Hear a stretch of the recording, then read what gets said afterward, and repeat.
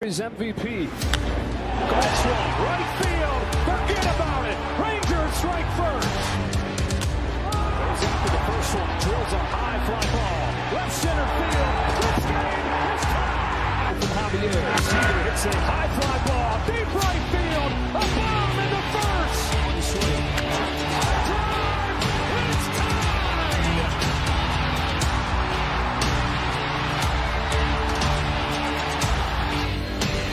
Seager smashes the ball down the line. Goodbye.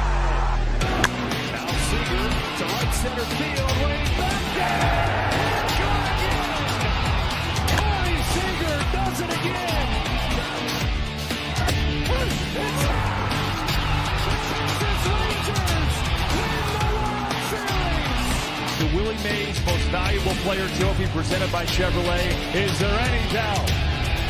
Corey Seager. Hi, and welcome to another edition of Right on Rangers Live, coming at you in the 8th inning of a 9-5 ball game. Well, now in the bottom of the 8th inning of a 9-5 ball game. Adolis Garcia makes it a little bit more interesting. 9-4 coming into the 8th. Dolly hits a solo shot to right center that makes the gap just 4 now. I told y'all last night, didn't I? I told y'all last night it's definitely a situation now where you might actually end up seeing some good come out of this terrible weekend in Chicago. You're going to drop 2 out of 3. Might just be the only thing that truly kicks this team in the butt. And when I say that, I'm not talking about the players. I'm talking about the front office. Moving off of guys and making some tough decisions. I don't think that the team right now, as currently assembled, is going to be able to turn it around. I think you've got to add in new players. You've got to send some players on their way. We've talked about it. I don't think that this team right now, though, as currently assembled, is going to turn it around.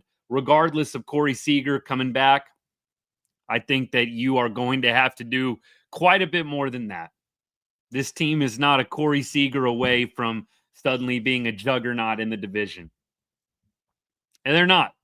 I wish that I could say differently, but I can't. And we're going to get into a lot here in just a little bit.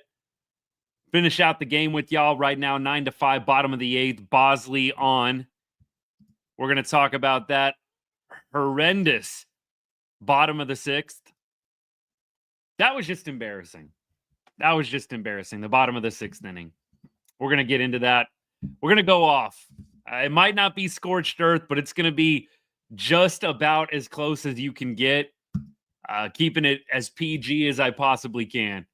All that here in just a little bit. We're going to cut to the intro here right on Rangers. We cover everything sports, but we put a big emphasis on all the teams we love from the great state of Texas, including the Rangers and especially the Rangers during the 2025 MLB season. Thank you for choosing Right on Rangers for all of your Texas Rangers content, even when we're getting our butts kicked by one of the worst teams in baseball, the Chicago White Sox. Vinny Capra called out on strikes, by the way. We'll try and give you a little play-by-play if it gets interesting, right? At this point, 9-5, White Sox batting. I'll go in and out, but we'll mainly be talking about this one today. Bosley, by the way, with another outing where he's called on in kind of a little bit of a mop-up duty situation. Didn't pitch terribly the other day. I think he's got 3 hits, no walks so far today, 4.96 ERA, couple of strikeouts. We'll see what he's able to do against the top 2 of the order here with 1 out in the bottom of the 8th. Yeah, Garcia big fly. I definitely am glad to see him hitting a home run. At this point, it doesn't really change anything about how I feel about Adolis Garcia. You got to trade Adolis Garcia. It doesn't matter that he hit a solo shot, a pretty meaningless solo shot. Had other opportunities today, by the way, to drive in runs and didn't. Probably in situations that would have been a little bit more valuable. But great solo shot to make it a 9-5 ball game. Don't trade him. Keep him around. I mean, I don't know. That's how it works, right? Adolis Garcia needs to be traded. And there's a number of other guys that you need to trade as well. You don't have to blow it all up, but you do need to start making some tough decisions on players. You're not going to be able to trade some guys. Marcus Semien, I know a lot of y'all have talked about trading Simi. The contract just prevents it. 2 outs, by the way, now in the bottom of the 8th. Contract prevents you from really doing anything with Marcus Semien unless you're prepared to eat a lot of salary, and I don't think that the ownership and the front office is. Adolis Garcia, though, definitely a guy that you're probably going to see moved. I would be really surprised if they keep Adolis Garcia. The contract is very movable, and you don't want to get left with nothing. There are some teams that will bite on Adolis. If there's a team that's going to bite on Leody Taveras, there are going to be teams that bite on Adolis Garcia. It's going to happen. The Mariners wanted Leody. I'm sure there's somebody that wants Adolis. I think that a lot of us obviously love what 2023 was, and it's always going to be a special memory, and it's going to be something that we treasure forever as Mike Tauchman hits a home run against Bosley to make it a 10-5 ball game. That's going to be a year that we treasure forever. And I don't think that you can, have this disposition that Dolly needs to be traded, and then, suddenly you're not a fan anymore, or, you're a hater. I think it's pretty easy to sit here and say, love what happened in 23, but we need to let some guys go.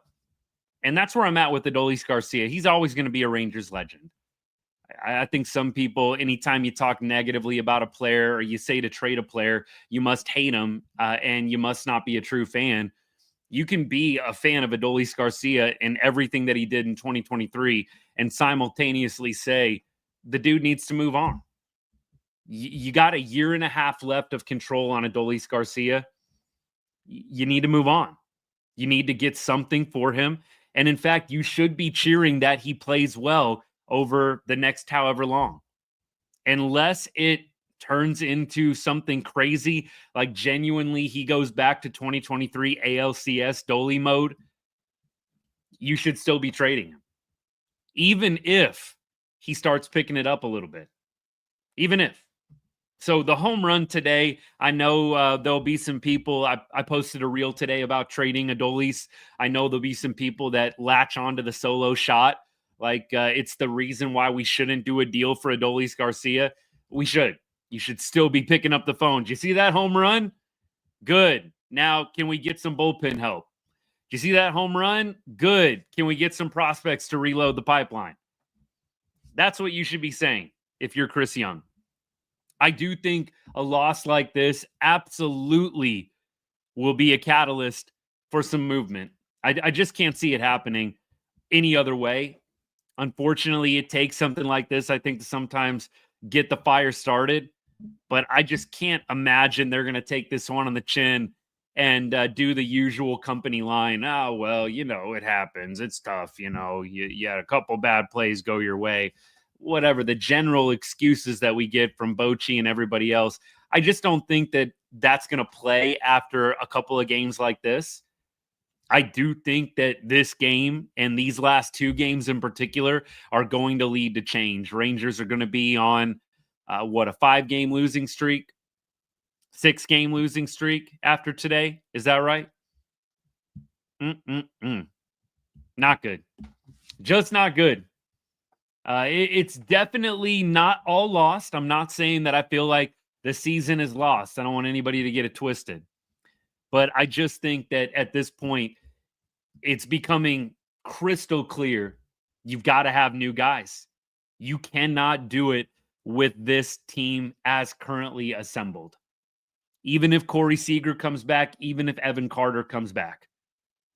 I think that there's still hope. Tom, sorry, I disagree with you just a little bit, man. I don't think all hope is gone. I don't think this looks great, but I still think that you can put together some good stretches. You've got to retool. You can't go back out there hoping that Corey Seager coming back next week is going to change everything for you. You've got to make some changes. Have to make some changes. But I don't think that it's one guy that's going to get brought in that's going to make all the difference in the world. It's probably going to be a couple of guys, maybe a guy from AAA and Osuna, somebody coming up and really overperforming. And I think you have to go out and get a bat. And yes, you do need to fix the reliever problem. We're not even halfway through the season. That's why I'm not giving up. That's why I'm not throwing in the towel. We're not even halfway through the season. A lot can happen. But I just don't think that it's going to be with this current core group. I think you're going to have to make some changes. And I think that a game like this, in particular, a series like this, is going to be what makes that happen. Yeah, I think that the offense left some things on the table today. I think we're a little bit kind of getting into that territory where, hey, we scored 5 runs. That's awesome.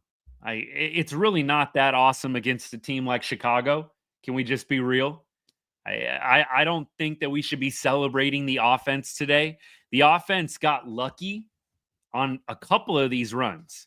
So anybody that's like singing the praises of the offense, you realize the White Sox kicked the ball around like 3 or 4 times today. And that's a big reason why we even got to 4 runs. The White Sox had multiple errors that led directly to us scoring runs today. So the White Sox have more errors than we do today. Crazy enough. White Sox have 2 errors today. So I'm sorry, I'm not singing the offense's praises today because they scored 5 runs. The White Sox had 2 errors that basically directly led to runs. So for me, it's not a day to praise the offense. I'm glad that early on we get some things going, but I mean, look at the first inning. You had 3 hits in the first inning. You only score 1 run. I mean, that's not good. 3 hits in the first inning and you only score 1 run. Adolis Garcia, I know that there's going to be people singing the praises. I get it. Adolis has a number of opportunities today where he left runners on base. Just not great, y'all. Not good. So for me, I definitely feel like it's an offensive thing where you look at it and you say the offense does take some blame today. You can't just sit around and blame the bullpen. The offense didn't capitalize today. I think everybody plays a part in the loss today. It's not just one thing. Jack Leiter could have been sharper. Jack Leiter had 5 walks today against the White Sox. He had 5 walks against one of the worst teams in baseball. For me, it's everybody that takes it today. The defense, the offense, the starting pitching, the bullpen. Everybody's got a little blame today. Everybody. Connor, I'd be with you, but the errors, man. I'm not going to sit there and love on the offense. They really only probably should have about 3 runs right now, max, if not for errors. So I'm not going to even praise the offense in the slightest. Like it's not worth it. This wasn't a great performance by the offense. This was benefiting off of bad defense by the White Sox. Adolis hits the home run to make it 10-5. The Rangers should probably have 3 runs right now. If the White Sox were just making routine plays, we had plenty of opportunities. The Rangers should probably have about 8 runs at minimum right now. If you count the errors, they should be at about 8 runs right now. They haven't taken advantage of the opportunities. And it's a big reason why this game isn't a little bit closer right now. You have a meltdown like you do in the 6th inning. The offense isn't going to be able to overcome that. You give up 6 runs in 1 inning, you're not going to win very many ball games. But I'm not going to sit here and praise the offense because they scored 5 runs off of 2 errors. The Rangers left a lot on the table today. They had 12 opportunities today with runners in scoring position. They're 3 for 12. That's not good. You're 3 for 12 with runners in scoring position. You've left 8 on base. That's not great. 250 with runners in scoring position. It's not terrible, but it's not great. I do kind of have a bad feeling in my stomach too. I really do. So I'm with you on that. Sam, I'm with you, man.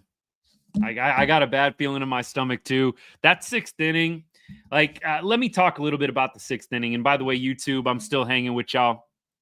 Jack, we're going to get to it. Hey, Nate, what's good, man? Thanks for hanging out. Look, I'm going to try and get into better spirits as this one goes on, but it's hard, y'all. look, I never duck a game like this. Some people only get on in the good times, man. I don't duck stuff like this. We're here. We're talking about it. It is what it is. We're not running because the Rangers are looking terrible and playing terrible baseball. We're here. So I'm going to try to get a little bit more positive because y'all know that is my default, glass half full. I've already tried to go there a little bit, but look, even I have my limits. And that sixth inning was horrendous. Horrendous. First of all, the outfield communication, it's a tough play. It's a tough play. And you're going to get the word on what happened, what didn't happen. Looked like both guys, Wyatt Langford and Sam Haggerty, were both yelling, I got it, I got it. If you're Wyatt, obviously the center fielder calls it. You got to back off. Did Sam not call it soon enough? Maybe. You might see them get asked that question after the game. I'll be very interested to hear what happened out there, but that's Little League stuff. Colliding. And I can't even believe, by the way, that Slater gets a triple for that. The ball is clearly in Haggerty's glove. It's going to be an out if Wyatt Langford doesn't run into him. Ball's clearly in Haggerty's glove. I don't even get for a second how they award Slater with a triple on that play. And Hobie Milner gets earned runs. That makes zero sense to me. I hope they correct that. Again, the ball is in Haggerty's glove. If he doesn't collide with Wyatt Langford, it's an obvious out. I don't even understand how they're giving Hobie Milner earned runs for that. Feel bad for Hobie. There's no way that those should be earned runs. It's freaking ridiculous. Ridiculous. And then you have Marcus Semien whiffing on the tag. You had Josh Young kicking around a ball. Josh Young up right now, by the way. Rangers down to their final strike. Langford and Smith both struck out for the first 2 outs of the inning. So Rangers, this is going to mercifully come to an end here in a second. And it does. Josh Young grounds out to the shortstop. Rangers lose this one 10-5. It is embarrassing. Caden, this team is embarrassing right now. And I was actually on X this morning, and, you know, you've always got some of those Rangers fans that get on people for being negative. I know y'all know who we're talking about. I'm sure that you've got some people that you're friends with. You've got some people that you follow online. Anytime anybody's getting negative about the club, they're getting on people, right? How could you call this team embarrassing? How could you, call this team disgusting the way that they're playing? Like, stop being so mean, basically. I'm like, are you watching? Are you watching? The sixth inning was embarrassing. Even the Rangers would tell you that the sixth inning was embarrassing. Like, just stop. Stop getting in your feelings because Rangers fans think that the play is embarrassing. I can't even believe anyone that would be getting on a Rangers fan right now for calling out this team's play. Even the Rangers and the coaching staff would say that today's game was embarrassing. And if they don't, wow. We've got bigger problems if the Rangers players and coaches themselves don't find that sixth inning to be embarrassing. Because it was. That's Little League stuff, man.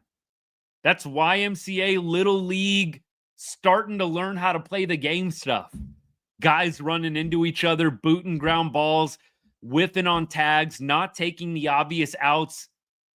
Even from Marcus Semien, who's Gold Glover, man. Semien trying to get the tag there, whiffing, and then giving away an out. It's ridiculous. It is embarrassing.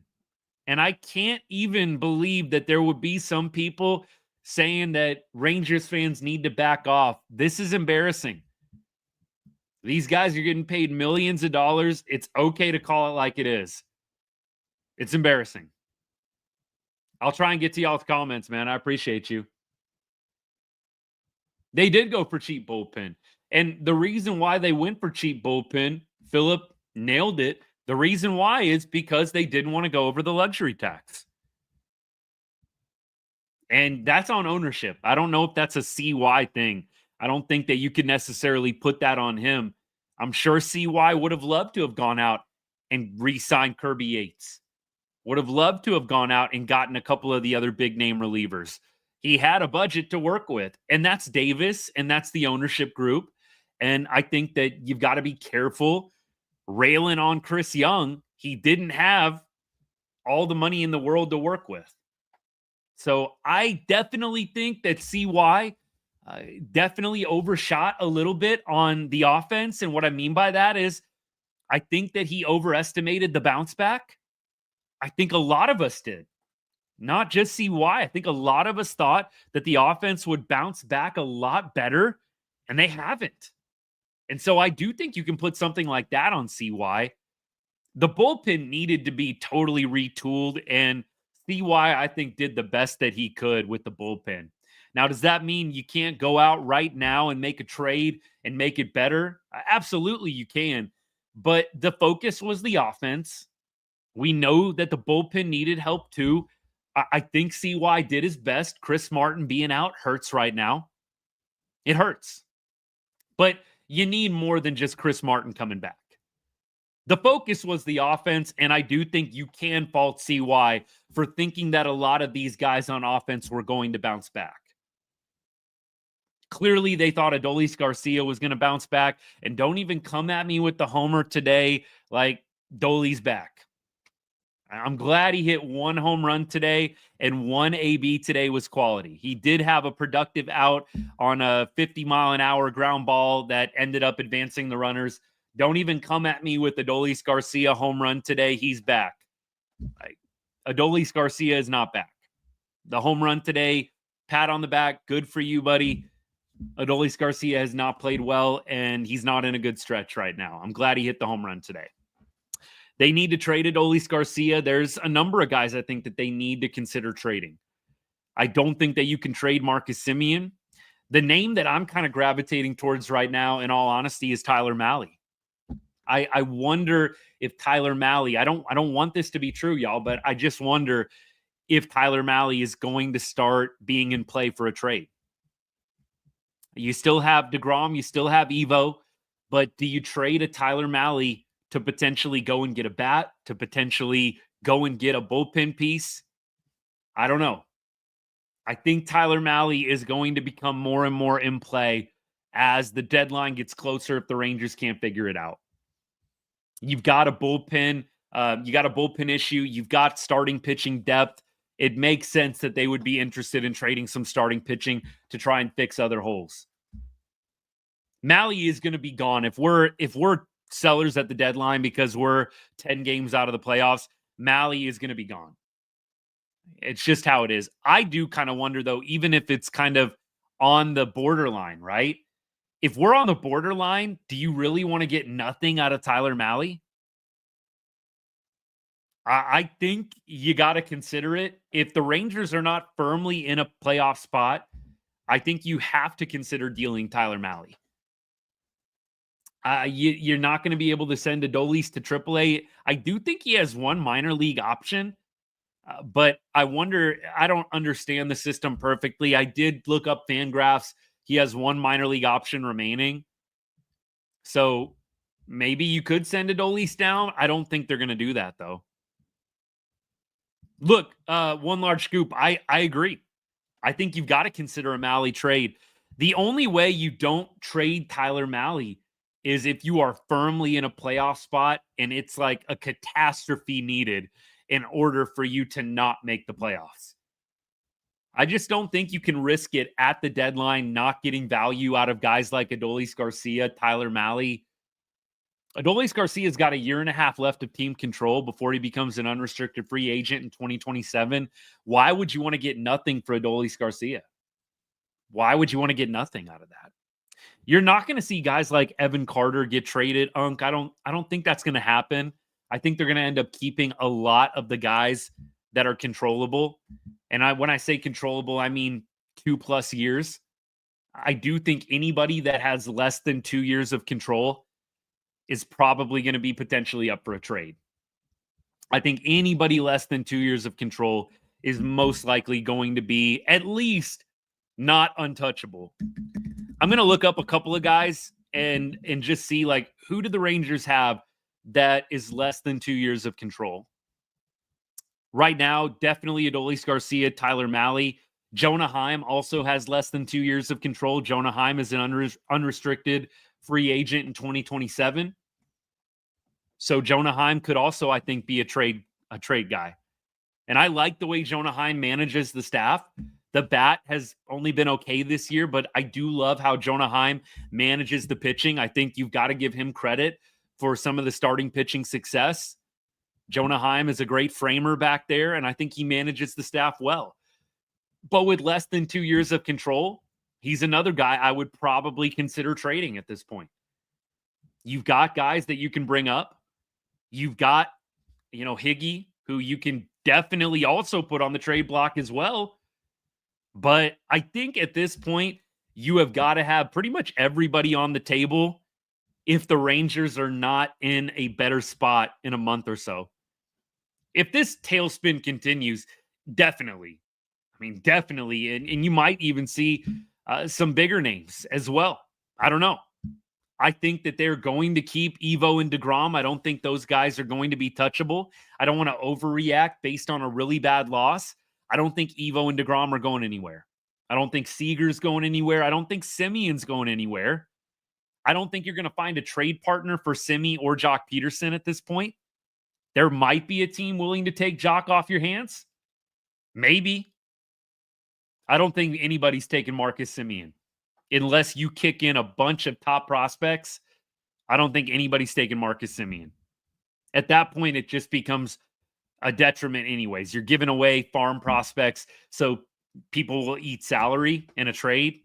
That wouldn't be my preference. That would not be my preference. Sean, I'm with you. I hope Evan Carter comes back and does well.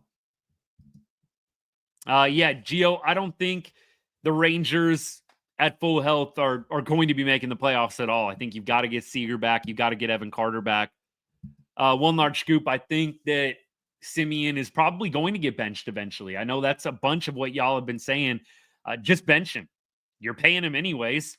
Stop letting him be a factor. And he did have a sacrifice fly today where, look, we've been railing on situational hitting. He did a nice job situational hitting. Unfortunately, Semien came back and had a big error in the 6th inning that ultimately led to more runs. I don't think a lot of teams are taking Marcus Semien. I really don't. Look, maybe I'm wrong. I just don't think there's a lot of GMs out there that are going to be taking Marcus. I do think Marcus is going to be out of a starting job eventually if the struggles continue. I don't think they're going to play him forever and ever. I don't know what they're going to replace it with. Josh Smith seems like an obvious choice, but I don't know what the plan would be. But I don't think Marcus Semien can be totally terrible and continue to just get a starting spot all season long. Marcus today, let's go to the numbers. He was 0 for 2, no hits, 0 for 2 with a walk and an RBI. And he did he have a stolen base? He did have a stolen base. 0 for 2, no hits, had a walk, had a sacrifice fly, and a stolen base. Not a bad day for Marcus. Not a bad day. But if he continues to struggle, I do think he's eventually going to lose the spot. I don't think Adolis has much of a leash at all, Joseph. I think that Adolis, I think the days are numbered. You got moved down to the 8 hole. I'm sorry. I think you've got to see some writing on the wall there. I know a lot of us love Adolis. I love him too.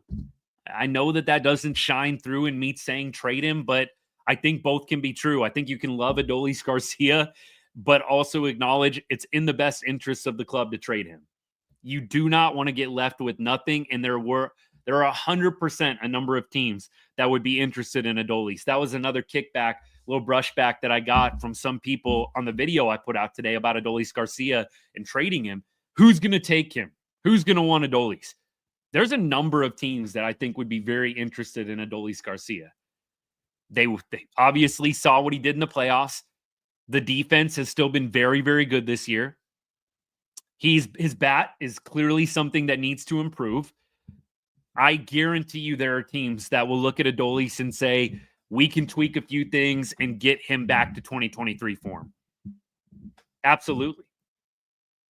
Look, Marcus Semien, $25 million a year to be a utility guy sucks, but it's probably where you're at. You're in year 4 of a 7-year deal. You've got 3.5 years left with Marcus. That's not great, but look, it's not the worst thing in the world either. We could be like 5 more years left with Semien. Trade Garcia for who? A number of different pieces. You could get prospects for Dolly. You could probably do a Dolly, kind of like a Nate Lowe, Robert Garcia swap. You could probably get a reliever for Dolly. There's a number of people you could get for Dolly. I don't know if that question had anything behind it. So, Jack, I don't want you to take this the wrong way. A lot of people have been giving me a hard time about an Adolis Garcia trade. Like, you could definitely get value out of Adolis Garcia. I don't understand anybody thinking you couldn't. By the way, Jock Peterson has a fractured right hand. Just getting news from Sean McFarland, Dallas Morning News. Jock Peterson has a fractured right hand. So, look, power to him, man. He stayed in the game. I don't think you can question Jock's toughness. Dude stayed in the game, has a freaking fractured right hand. Look, now you definitely got to call somebody up. So who are you calling up? Harris had 6 RBI last night. Are you calling up Dustin Harris again? To me, that probably makes the most sense, especially considering that Jock Peterson technically is an outfielder. I don't know. I would probably call up Dustin Harris. If you want to get splashy, you call up Osuna. I don't know. A fractured hand, that can be a couple of months. So we probably aren't going to see Jock again until July or August. Maybe it will help to get a full reset, but a fractured hand, usually you're out 6 to 8 weeks with something like that. I'll be interested to see the timetable, but we probably ain't seeing Jock again until late July, I would guess, because you got to figure he's going on a rehab assignment as well. My thought would be best case late July, you're seeing Jock. Baxic, I'm sure, is miserable. It's not fun for me to hop on these lives after losses. I love talking the game. I love talking Rangers baseball, but it's not fun when you have to get into this nitty-gritty of all the negatives, man. It's not great. Like, I'm always going to try and put a spin on it, but no, it's not great right now. Look, Jock being gone, I don't think you say tank the season or, we have a lost season now because Jock's out. Jock wasn't giving you that much. Like, he just wasn't. He's hitting 131 with a 507 OPS. You can replace Jock's production. Dustin Harris ain't doing worse than Jock. He's not. Dustin Harris is probably going to give you about the same as Jock Peterson. I would think Dustin has got to be the obvious call-up. I don't think you want to call up Blaine Krim. I don't think that you want to call up Justin Foscue. I would much rather bring up Dustin Harris. Again, dude had a hot game last night. Wonder what he's doing tonight. Dustin Harris had 6 RBI in last night's 21-run output by Round Rock. Let me see what Dustin's doing today. Let's see if they pull anybody in Round Rock. I'll keep my eye on the Round Rock game and see if they sub anybody out. That'll be a pretty obvious tell. Osuna's playing. Looks like Dustin Harris is out. They're not playing Harris tonight. But Osuna is in. Osuna has a 980 OPS at AAA. 980 OPS, man. Good for him. Marcus Smith is raking as well. He got called up, though, I think, from AA. Marcus Smith right now in 12 games has a 1129 OPS for Round Rock. Maybe Marcus Smith? I don't know. Jock out for a few weeks. I would think a fractured wrist, you're going to be out for more than a few weeks, McGee. I would think it's going to be more than a few weeks. Yeah, Jack, that's actually a really good point. Is Ezekiel Duran playing? I mean, he's on the team, but no, he's not playing every day. So, Jack, this is actually a really good point. The medical staff is so incapable. Seager and now leaving Jock in the game. So, Obviously, he's referring to bringing back Corey Seager too soon. He wasn't fully healed from the hamstring injury. And then after that, you leave Jock Peterson in the game with a fractured wrist or hand. Even so, I mean, I don't know if that changes things. You fracture anything in your hand, wrist area, it's not going to heal up in 3 weeks. I mean, unless he's planning on playing through the fracture, which maybe, I guess it's all going to come down to pain tolerance, right? Avery, I agree. I don't know what I watched today either. If we lose tomorrow, I got to think there's going to be some moves made Sunday night and into Monday. Absolutely. I mean, I've got to think Sunday night there are going to be some moves made. Even if we win tomorrow, I think there's still going to be moves made. Yeah, I bet it's going to be about 2 months. Yeah, McGee, I'm with you on that. I think it's going to be probably 2 months, late July, before we see Jock again. Gio, I'm with you. The Rangers pen is not good. Not good. They got to go out and get a bullpen piece. That's why I'm saying I think Garcia for a bullpen piece is probably the move, a la Nate Lowe for Robert Garcia. I like what they did with Nate Lowe for Robert Garcia. I think you could do something similar with Adolis. You could maybe go and get a young arm, maybe a AAA arm that's ready for the bigs. Maybe you can go get a current arm right now that's in the major leagues on a bad team. I think that Dolly for a bullpen piece makes a lot of sense. I don't think you're going to trade Adolis Garcia and get a bat that can help you right now. I definitely think you could look for a National League team. I don't know if you want to trade Dolly to a contender in the AL, but look for a trade partner in the NL. See if there is a team that has a decent reliever that would be willing to trade you Adolis straight up. I think it's a possibility. I do think that when it comes to other moves, you have some different options, some that I don't love, but are going to be reality if the Rangers keep losing. Right hand fracture is what Bruce Bochy's calling it. Okay. Right hand fracture on Jock Peterson. Like Tyler Mahle, if you're not in a playoff spot, I do think Tyler Mahle is going to be a trade piece. Tyler Mahle is on the last year of his deal. If you are not 100% certain you are making the playoffs at the trade deadline, I think you have to trade Tyler Mahle. I think you could still win a World Series without Tyler Mahle.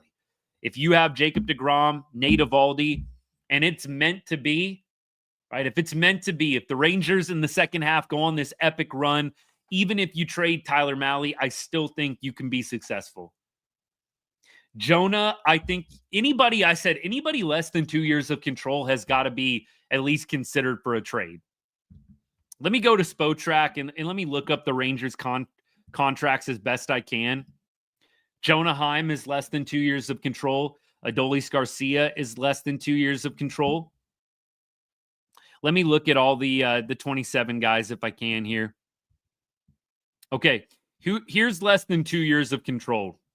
Jonah Heim, Jacob Webb, Tyler Mahle, Hobie Milner, Luke Jackson, Sean Armstrong, Patrick Corbin, Kevin Pillar, Tucker Barnhart. Those are all the guys that have less than 2 years of control at this point. Here are the guys that are more than that.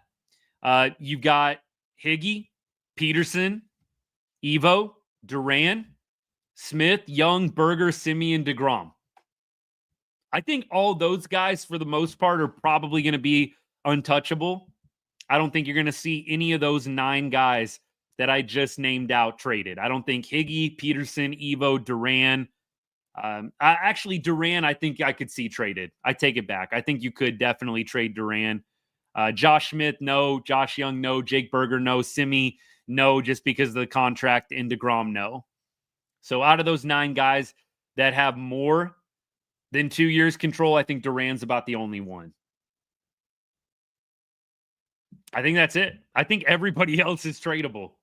I don't think that anybody else beyond those 8 guys, Higgy, Peterson, Evo, Smith, Young, Berger, Semien, DeGrom.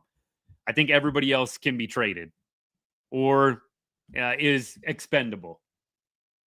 Yeah, I don't think you can trade Peterson at this point because of the fracture. And I don't even know if they would have considered it in month 3 of the contract. I don't even know if they would have traded Peterson anyways. We talked about this a few weeks back. It's a pride thing, I think. I don't think CY is going to want to trade Peterson because you're basically admitting failure. I think some of these other guys, you're going to have to admit failure to an extent, but that's a pretty big failure. You sign Jock Peterson and 2 months later you want to trade him. I just don't think that's going to be a happening thing. Barlow, I don't know if Barlow is going to come up and solve a whole lot. Now, let me look at Barlow right now and just see if I can give y'all the stats on him. Is he in the game right now? Barlow's got a 6.30 ERA, so no thank you on him. Garabito just got shelled. Garabito's got an 8.17 ERA. No thank you on him. Jacob Latz and Cole Winn, it sure would be nice if those guys could step it up. Those are the young guys that you would love to have be solid pieces that you could throw into a 7th inning situation. That would be ideal if Cole Winn and Jacob Latz could figure it out. Latz looked decent the other day. Look, beyond that, I'm probably bringing up Curvelo. Curvelo's got a 2.04 ERA right now down at AAA.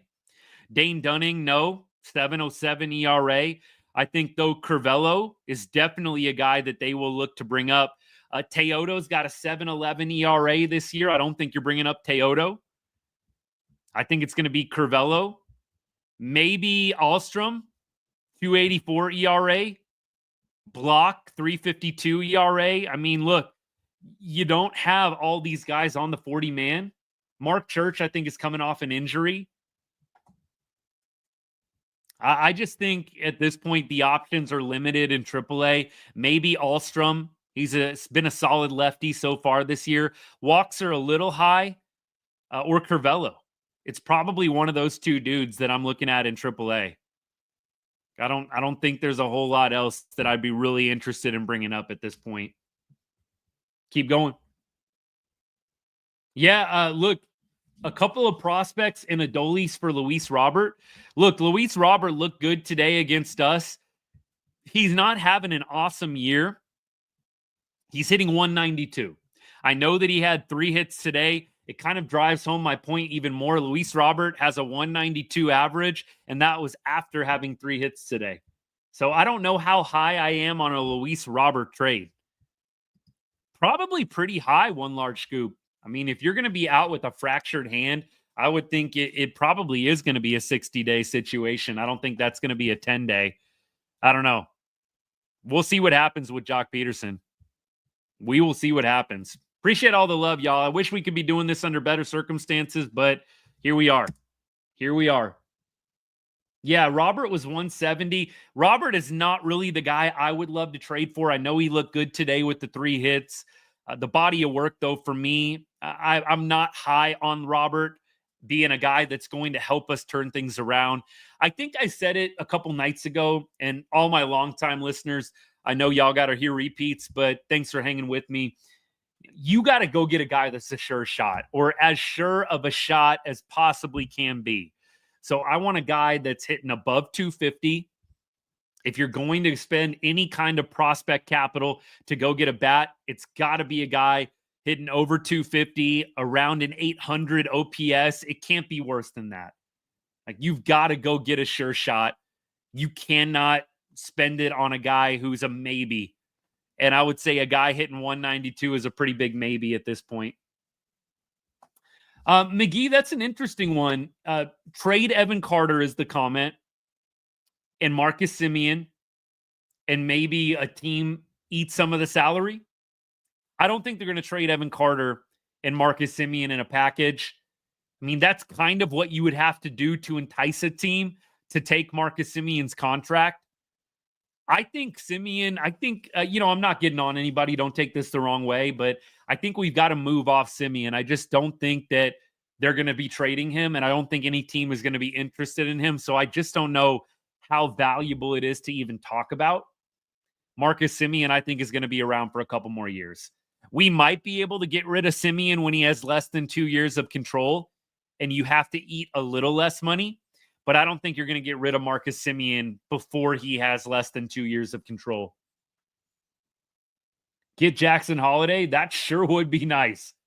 That sure would be nice. I just don't think Simeon's going anywhere again. I'm not trying to light it up with anybody. I get wanting to get rid of Marcus Semien, but at the same time, it's just not going to happen. Going back, though, to a point that was made earlier in the TikTok comments, like, I don't really get the Rangers medical staff leaving in Jock Peterson. And I've been on the Rangers medical staff for all the pitching injuries last year. I mean, I know they made a couple of little changes here and there, but how do you let Jock Peterson stay in the game? And then after the game, dude has a freaking fractured hand and you let him stay in the game. I don't know. For a guy you're paying $18.5 million, feels like a fairly obvious, we're pulling him and we're going to get it evaluated.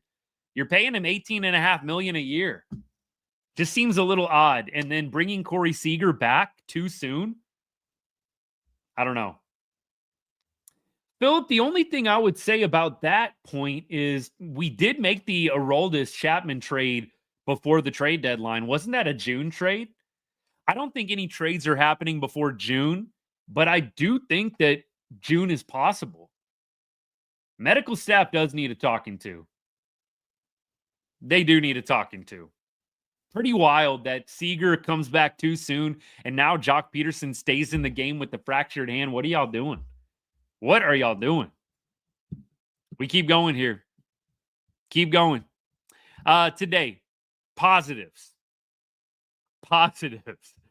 I think you've got to, first of all, point to some of the early hitting. I thought the first inning looked great. We didn't take advantage enough. But you didn't have anybody go multi-hit today. Haggerty 1 for 4. He was on base a couple of times.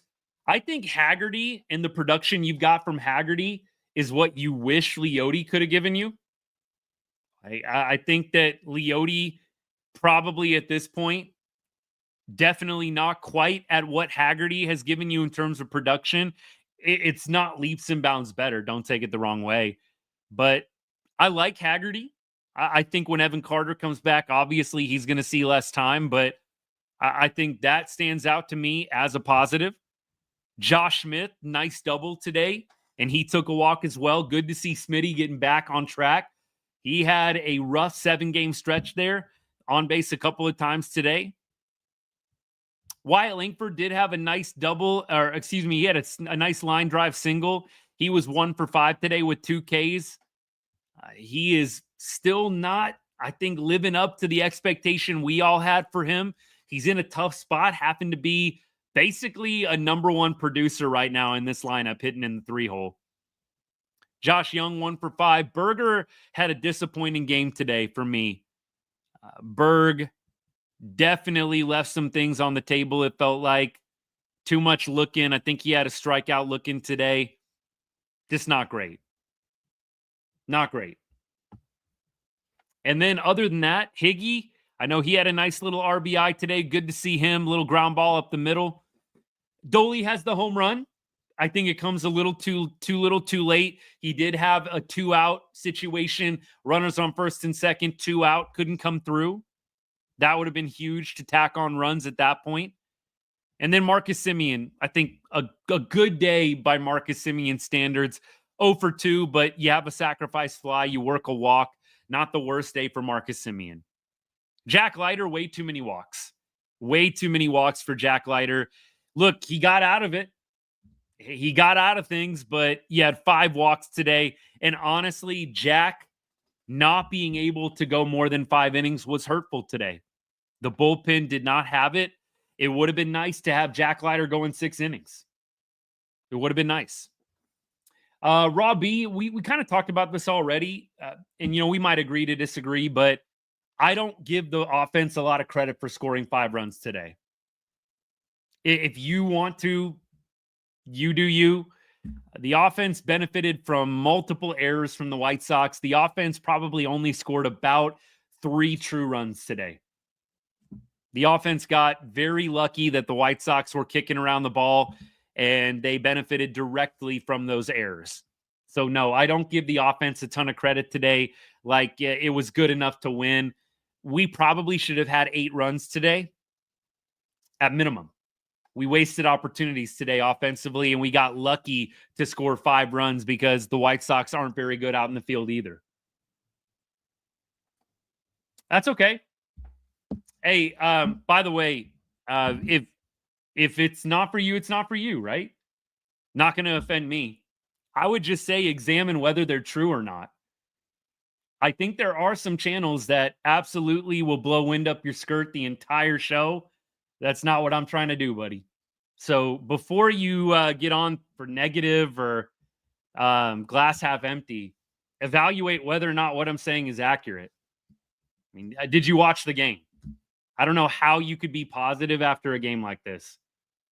So, hey, if you want a show that never says anything bad or negative at all, I guess this isn't for you. And I think you also got to understand the Rangers are in a 6-game losing streak right now. What kind of content do you expect me to produce? like seriously, bro. What kind of content do you expect me to produce on a 5-game, 6-game losing streak? I love y'all. And I think just the fact that I did the whole 2024 season trying to pick out as many positives as I can. 2025, I'm still here trying to do it. But y'all really expect me to come out with rainbows and sunshine positivity in the middle of a 6-game losing streak? I know it's not all y'all. I know I'm talking to basically one person right now. But seriously, like, it's not going to be great during a 5-6 game losing streak. I wish it could be. The last thing I want to do is make posts and make videos that point out things that aren't good about the Rangers, but that is the nature of the job, covering the team, and that is the nature of a 6-game losing streak. Even Evan Grant, who normally is very, very tenacious defending against people that are just trolling or are just, crapping on the team unnecessarily, even he came out and said, this offense has been a failure this year. I thought that was pretty pointed and powerful from Evan Grant, Dallas Morning News. I'm sure a lot of y'all know Evan. For Evan Grant to come out this morning and say this offense has been a failure, you don't hear Evan doing that every article. He tries to be as nice as he possibly can. That struck me pretty strongly, pretty pointedly, that even Evan Grant is coming out and saying this offense has been a failure this year. Agree with this comment. Nobody thought this would happen in 2 years in a row removed from the World Series. Nobody had this.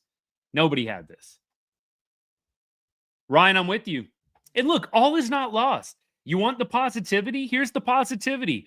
There are over 109. There's like 109 games left in the season. There's tons of baseball left. You want the glass half full? That's the glass half full. They got 110 games to turn this around. Or 109, whatever it's at right now. Corey Seager's coming back. Evan Carter's coming back. You've got some things that are positive, but it's just my humble opinion. You need more than just Evan Carter and Corey Seager coming back. You need to go get a bat. You need to fix the bullpen. But that's the positives. Evan Carter on the way back, Corey Seager on the way back. Both of them were working out on the field today before the game. That's a good sign. But I don't think we're Evan Carter and Corey Seager away from being an AL West juggernaut or an AL juggernaut. I think we need to go add somebody. And we need to go do it sooner rather than later. I don't think it's necessarily happening in the month of May. I think before we make a trade, we're going to be calling up somebody. And I do think you could potentially see Adolis Garcia, Marcus Semien lose playing time. Look, Hobie Milner today. John, by the way, what's good, man? Thanks for hanging out. It's great to see you, my friend. Hobie Milner pitched a 1-2-3 inning. Can we agree? Like, Hobie Milner pitched a 1-2-3 inning. He should have had 3 outs and been out of that. I'm with you. I hated it. One large scoop. I hated it for Hobie walking out of that game. You had, look, and he got hit hard. That fly ball where Langford and Haggerty collide, it's not like that was weak contact. That ball got squared up, but Haggerty was there. The ball was in his glove. Out number one. Then you have a ball booted by Josh Young, out number two. Then Marcus Semien decides to try and tag the runner going to second instead of taking the easy out and getting an out. Kobe Milner legitimately had like a 1-2-3 inning. Felt terrible for him. And I can't even believe that they gave him an earned run and they gave Austin Slater a triple on that collision out there in the outfield. The ball was in Haggerty's glove. I don't even want to go off on that again. I can't even believe what a homer score. That ball was in Haggerty's glove, and you're giving the man a triple. I don't even get that. I am heartbroken. Not out. I'm not giving up on the team, but this was a heartbreaking loss, 100%. Who's the biggest star we could get at the deadline? That's the problem. We just don't know. You have to see who is out of it, who's going to be selling. We could throw around names all day long, y'all. And look, I've already done that, but the reality is until we get to late June, early July, you just don't know who's actually going to be giving up players. Yeah, it is sad, Chase. Top 10 in main defense, bottom 25 in main offense. Who is somebody? A name. Like, for example, I threw out when the Braves were doing terrible, Marcell Ozuna. The Braves got off to a terrible start. I threw out Ozuna. I would love to have Marcell Ozuna as our DH. Marcell Ozuna right now, let me read y'all the stats on him. He's hitting 273 with 9 bombs and 25 RBI. And 2 weeks ago, he was hitting over 300. So he's dipped a little bit. He was 1 for 4 today against the Padres. Braves won 7-1, but the Braves are doing well now. Ronald Acuna would be outstanding. Did y'all see Acuna hit that home run? First pitch that he saw coming back from the IL, coming back from that terrible injury, dude hits a bomb. I think people forgot how good Ronald Acuna Jr. actually is. Dude is a freak of nature. But Marcell Ozuna, back to him. I would love to have him as a DH, but I don't think that the Braves are going to be trading him because the Braves are doing well now. Paolo, I'm with you. I would love to see big moves. You just don't know who's available. Bo Bichette is another one that I threw out there. And I know maybe the fit doesn't seem obvious, but shoot, right now, you could have Bo Bichette play second base. Bo Bichette could take over from Marcus Semien right now. Have Bo play second. Who are we DHing right now? I think we're probably going to bring up a AAA guy, and either the AAA guy will DH or we'll have Corey Seager DH, and Josh Smith will play shortstop. So that's kind of what I think. I think they're probably going to have Seager do some DHing when he comes back. So maybe that's an obvious fit there. You have Josh Smith play short, Semien still at second, and then one of the AAA guys DHs, whether it's Dustin Harris, you want to get splashy, bring up Osuna. I don't think they're going to bring up Blaine Krim. Maybe they'll bring up Smith, though. I told y'all, Marcus Smith, 341 average. He's 2 for 3 today with 2 RBI for Round Rock. He's got a 1237 OPS in 13 games at Round Rock. Marcus Smith, that's an interesting one. It really is an interesting one, man.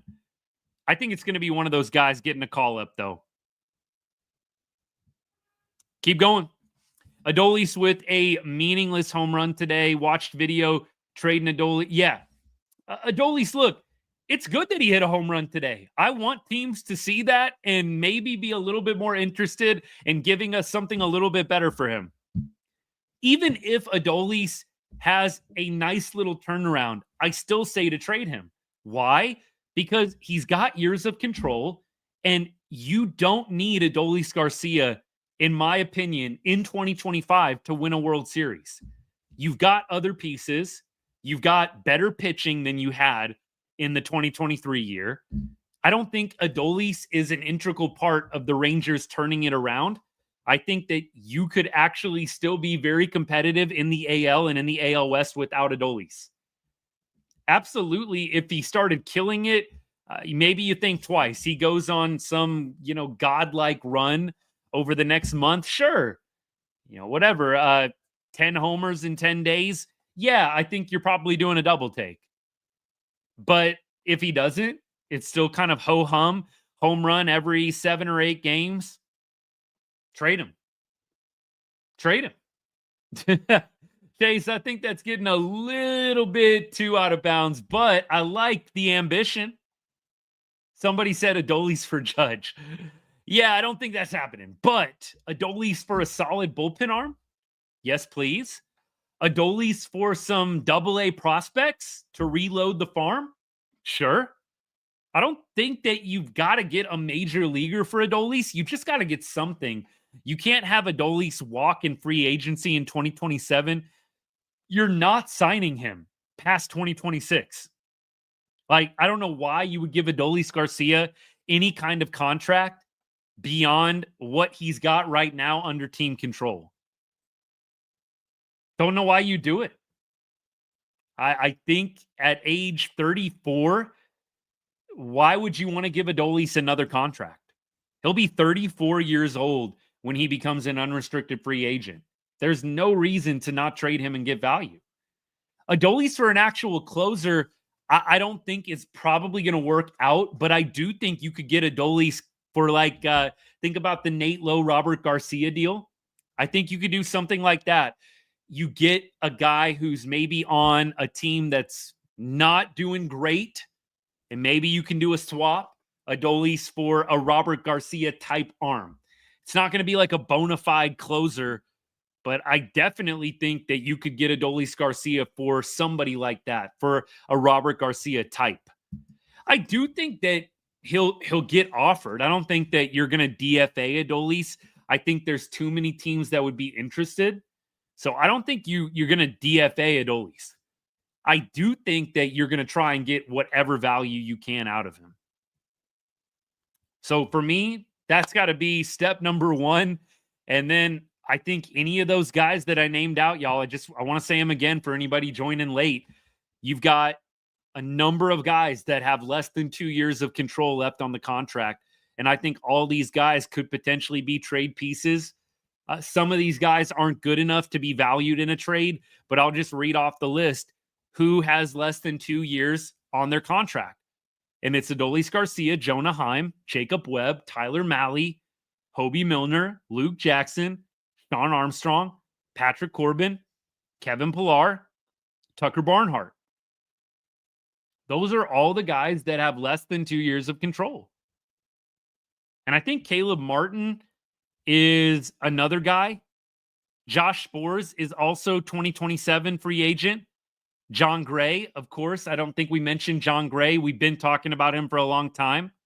And Chris Martin. So you got Martin, Gray, and Spores that you can add to that list as well. Guys that have less than 2 years of control. I think you could probably reload in 2026 if the Rangers went really south this year. I think 2026 could still be a good year if you keep the core of players, especially the pitchers. But you've got to reload and you've got to fix the bullpen and you've got to get better offensive players somehow, some way. But I think even if 2025 goes south, 2026 can still be a decent year for Texas. Trade for O'Neal Cruz, would love it. Jack, I would like David Robertson, but I think he's too expensive at this point. You'd almost have to trade John Gray to sign David Robertson just to afford him and not go over the luxury tax. It is wild. It's sad. Rangers have the 6th highest payroll in baseball. And this is where we're at. Not good. Not good, y'all. Corey Seager has the highest batting average right now at 300, and he's on the IL. Now, I think Seager is maybe going to be back for the Cardinals series. I don't think he's going to be back for the Blue Jay series that starts Monday on Memorial Day. I do think that Seager has a chance at getting back for the Cardinals weekend series. So I think that would be great. And Corey Seager is going to make a difference. We know this team is better with Corey Seager in the lineup. Jock got hit by a pitch and fractured his right hand. So he's going to be out probably a couple months. Yeah, John, I did talk about Leiter.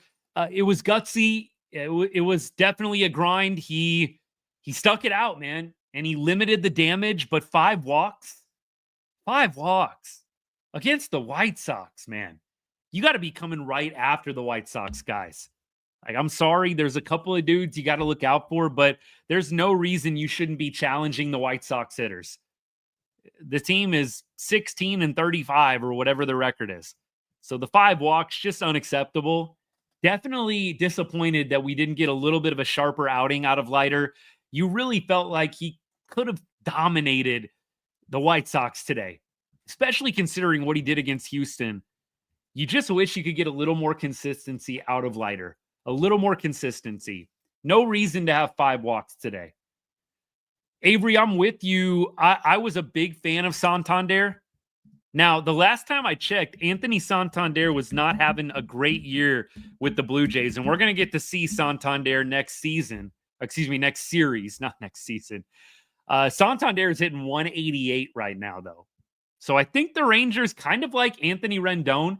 Y'all remember when we were going to sign Anthony Rendon 4 or 5 years ago? And then the next season we went out and got Semien and Seager instead. Thank goodness we didn't sign Anthony Rendon. Am I right? So I think the missing out on Santander kind of reminds me of missing out on Anthony Rendon. Like, dodged a bullet. Thank you. Santander hitting 188 right now, and he has 6 homers. Yeah, the struggles for Anthony Santander, I mean, very, very reminiscent of what you got going on with Texas right now and some of their players. Chase, have fun at the game, man. Jealous for sure. Hope you see a winner. We keep going. Appreciate all y'all hanging. I wish it could be under better circumstances. I really, really do. We've talked through almost everything. We talked Leiter. We talked Doley. We talked Semien. We talked Jock Peterson. We talked trades. I'll continue to take your questions. We're going to preview the game for tomorrow, though. But first of all, I just want to say thank you to all y'all. By the way, Marcus Smith just doubled again.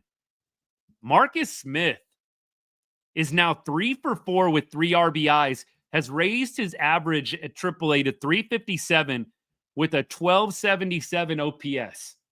Marcus Smith, y'all, just got promoted from AA to AAA. He's played 12 games in AAA. I think this is his 13th, actually. Marcus Smith is crushing it right now for Round Rock.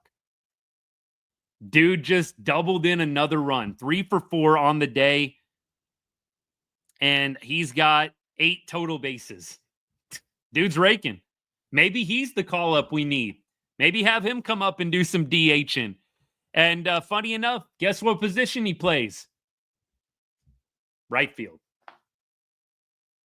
Could we maybe see Marcus Smith coming up to the big leagues and taking over the right field spot?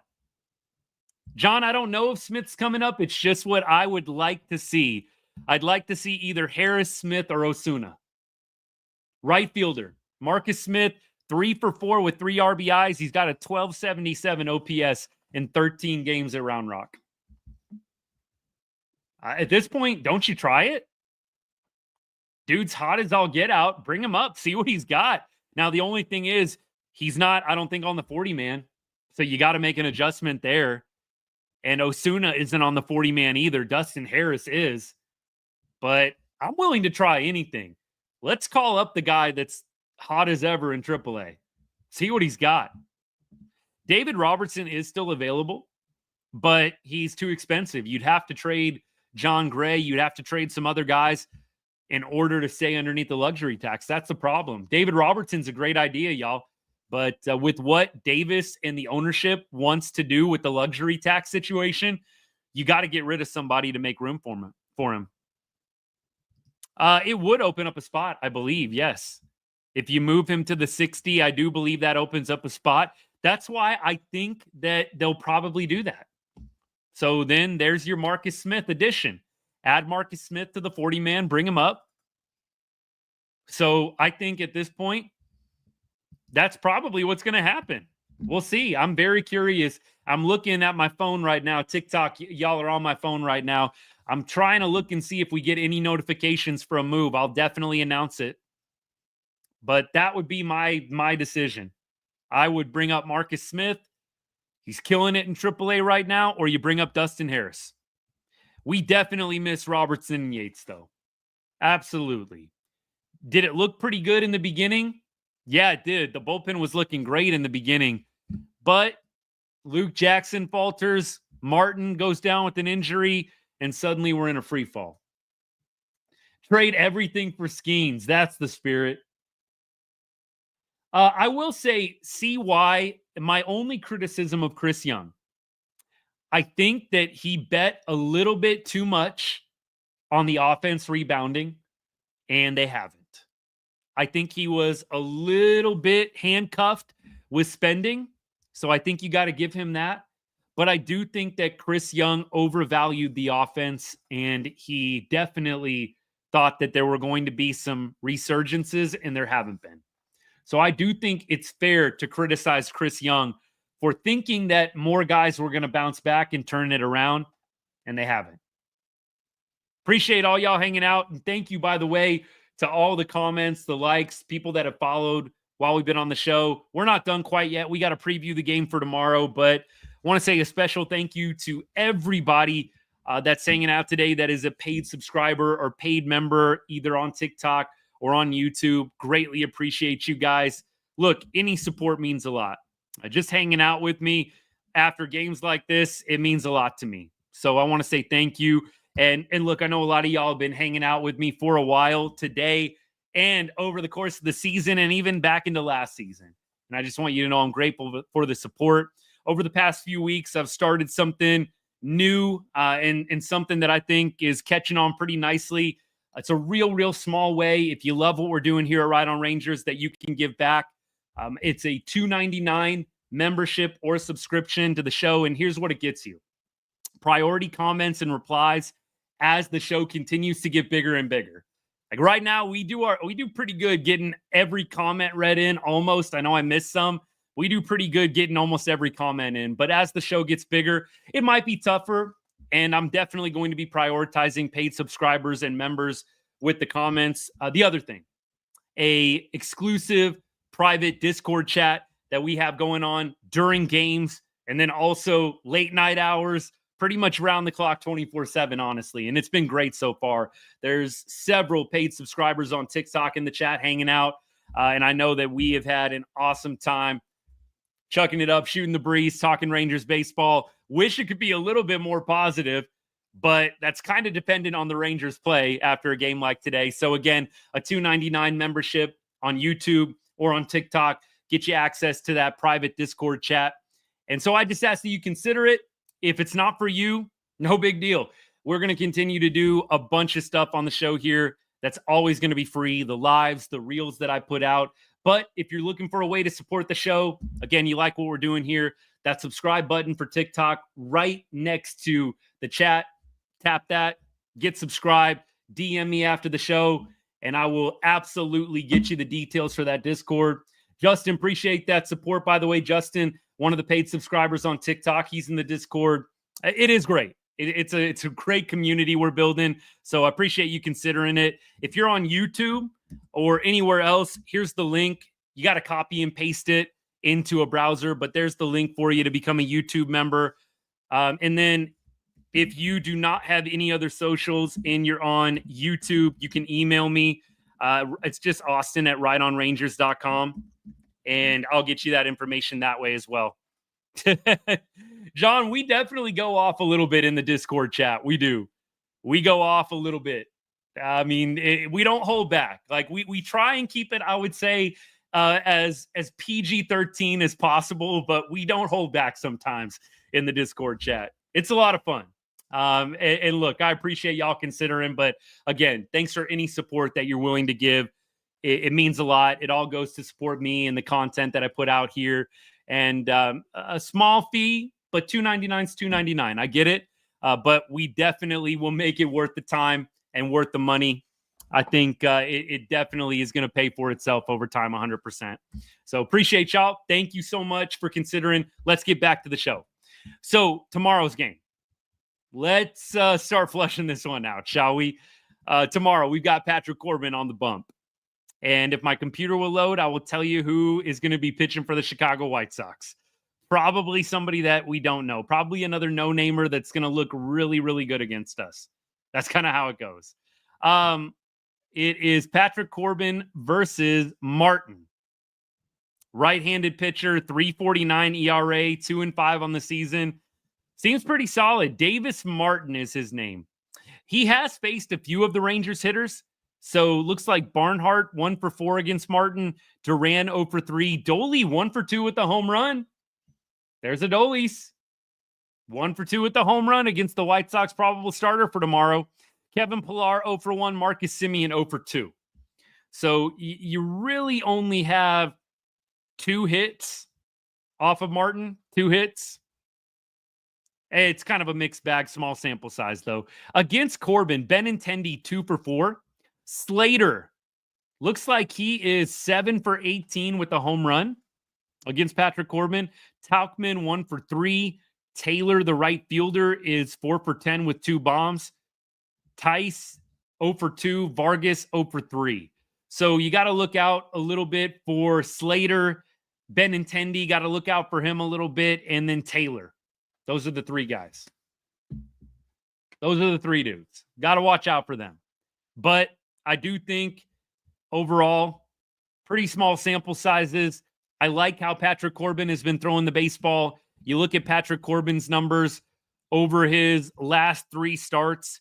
He's given up 8 runs, and that is in 18 innings. Solid. For a 5th starter, you'll take 8 runs in 18 innings. 100%. Over his last 7 games, 3.26 ERA. Patrick Corbin has been incredibly solid. Incredibly solid. So I love what I'm seeing from him. 5th starter-wise, again, you can't hate on really anything Patrick Corbin has done. What a find by CY. We were getting on him a little bit earlier for, overestimating the offense. Look, he knows how to find some low money, low value in terms of contract, high performance dudes. He's done it multiple times over the past couple of seasons, and he did it with Patrick Corbin. Hopefully we can get a solid start out of Corbs, and this offense can really come to life. I mean, I know some of y'all are geeking out over 5 runs today. I'm not. The Rangers were lucky to score 5. They had multiple errors that directly led to that. So I'm not geeking out over 5 runs. Probably should have been 3 runs, but they probably should have had more like 8 runs if they would have actually taken advantage of the opportunities. Tomorrow's got to be a better day. I wonder what is going to happen immediately on Sunday night if the Rangers get swept by the White Sox. Look, I think it's one of those things where the only way out might be through, and a series like this might just be what the doc ordered to get real change going with this Rangers ball club. I'm not saying it's going to light a fire and these guys are suddenly going to turn it around, but I think it might be the catalyst for the front office to make some legitimate changes. We'll see what happens. We'll see, but I think that there could be a silver lining from this series. As embarrassing as it is, I think there could be a silver lining. And I think that it might lead to real change. We'll see. Time will tell. Tonight, I think we will get the first part of that with Jock Peterson going down. Sure, you're going to have a AAA call-up. Maybe it'll be Marcus Smith, maybe Dustin Harris. I don't think it's going to be anybody else beyond those 2 guys. I'd be really surprised if it was Osuna, but maybe it'll be Osuna. Maybe those 3 guys. I'll take one of those 3. I really, really hope that one of those guys can step up and be the answer in Jock Peterson's absence. John, this is a brilliant comp, my friend. The Colorado series, when we went to Coors Field and got swept, it is very reminiscent of that series. Very reminiscent. At that point, we were still in denial, though. They'll turn it around. This is just really, really ugly, but we'll turn it around. I think a series like this, after what 2024 was is absolutely going to spark some changes. I don't think there's any way around it. Nate, appreciate the support, by the way, man. Thank you so much. I know you kind of bouncing back and forth, but I appreciate the support of the channel. Thanks for subscribing. Thanks for being a member on YouTube. Appreciate you, brother. It will be the team on a last-minute roll, Rangers, Mariners, Astros, that will win. Hey, Justin, appreciate that, man. Thank you. Appreciate the heart. Yeah, it probably will be. It probably will be a team in the AL West that gets hot late. That's usually how it goes. Rangers still have 110 games-ish left. There's still hope. There's still hope, y'all. I think the Rangers got to make some moves. I think you've got to have one of these AAA guys step up, kind of like Evan Carter did in 2023. That would go a long way. If Marcus Smith, Osuna, Harris can come up and be legitimate contributors, I think that'd be huge. Can we get maybe a Curvelo coming up from AAA and being a nice bullpen arm? And then can you add a bat through a trade? Can you add a bullpen arm through a trade? Those things would go a long way, y'all. It really would. So I'm still hopeful. I haven't lost hope, but this was an embarrassing loss. It's going to be an embarrassing weekend if we lose tomorrow. I hope that they can save face and win a game. If they don't, wow. Didn't have that one on my bingo card. Getting swept in Chicago. By the way, let's go ahead and let's check out the standings before we sign off. See if we can get the updated ones as well. MLB.com, always most updated. Let me go to MLB. And let's just keep the perspective here. Because it's not great right now, but we're not in a hole that we can't dig ourselves out of. Texas, 5 games out of the division. 3 games out of a playoff spot. 6-game losing streak. Juxtapose that with the Angels on an 8-game winning streak right now. Can y'all believe that? At least we don't have it as bad as the A's. The A's are on a 10-game losing streak right now. 10-game losing streak for the A's. So we don't have it as bad as the A's, but it's bad. 6-game losing streak. Angels have won 8 in a row, but we're only 3 games out of a playoff spot. That is really not that bad, y'all. 3 games out of a playoff spot is very doable. We've got 110 games left. We're 3 games out of a playoff spot. Hey, I'm not there. Even if we lose tomorrow, I'm not done with this team. We've got to make some real changes, though. I don't think that some of the current guys we have are magically going to turn it around. We got to make some changes. 3 games out of a playoff spot, 110 games left. For whoever it was that said that only negativity comes out of this channel, first of all, that's not true. If you've been hanging out with me long enough, you probably see more positivity out of me than anything, but I'm not going to be able to do much positive stuff during a 6-game losing streak. What do y'all want from me? Seriously, come on. We got to read the room here. And the room right now, people aren't happy. And I'm going to speak to it every single time.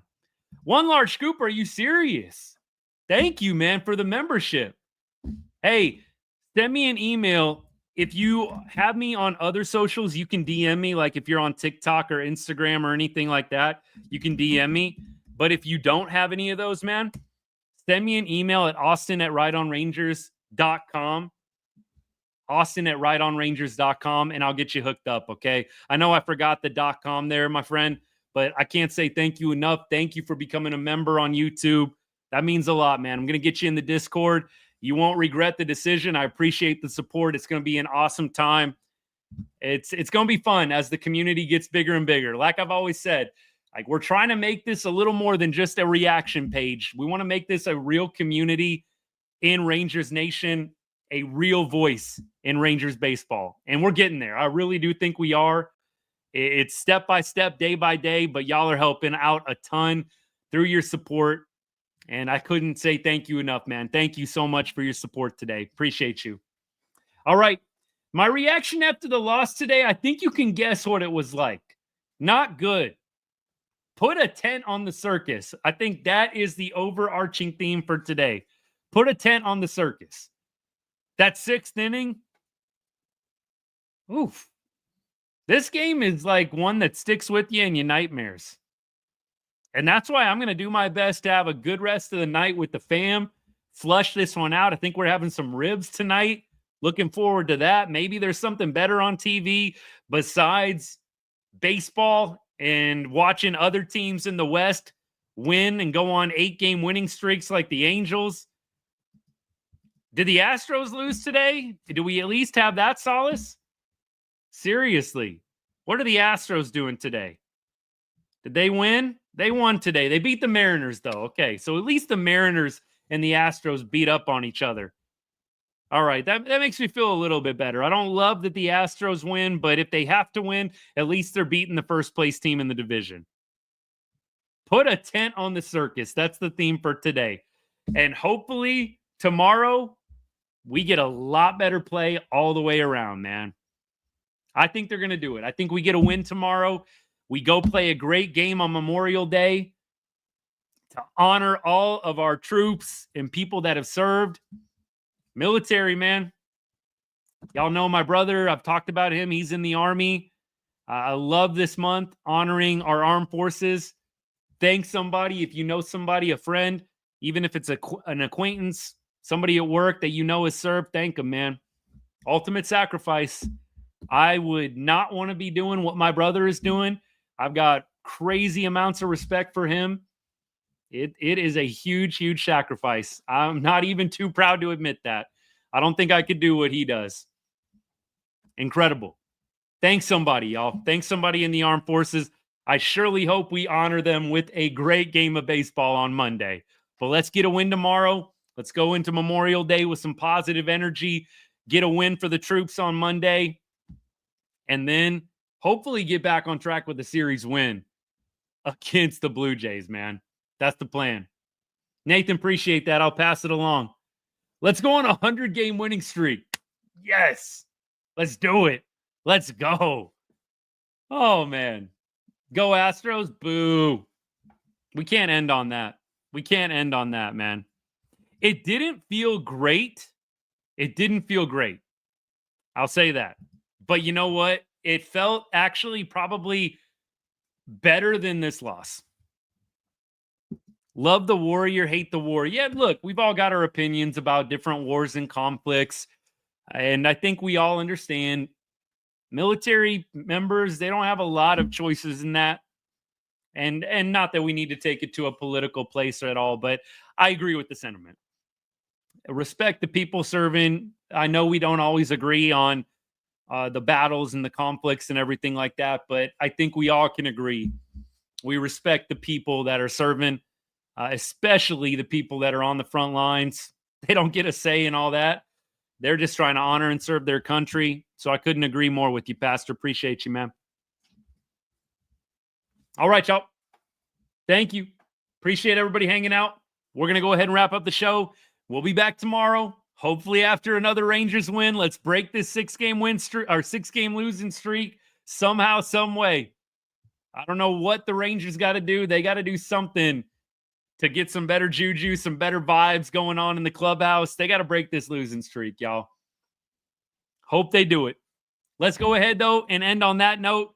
Love y'all. Thank you for the support. Appreciate everybody that became a subscriber or a member today more than you know. Again, hit that subscribe button next to the chat if you're interested in supporting the show, taking it to the next level. And if you are on YouTube, I dropped the link in the chat earlier. I'll drop it one more time for y'all. There's that link to become a member on YouTube. Either one works. Get you into our exclusive Discord chat and also get you that priority with the replies and the comments in our videos and our lives moving forward. Thank you so much for considering. Love y'all. Have a great rest of your Saturday. And as I always say to end every show, God bless and go Rangers.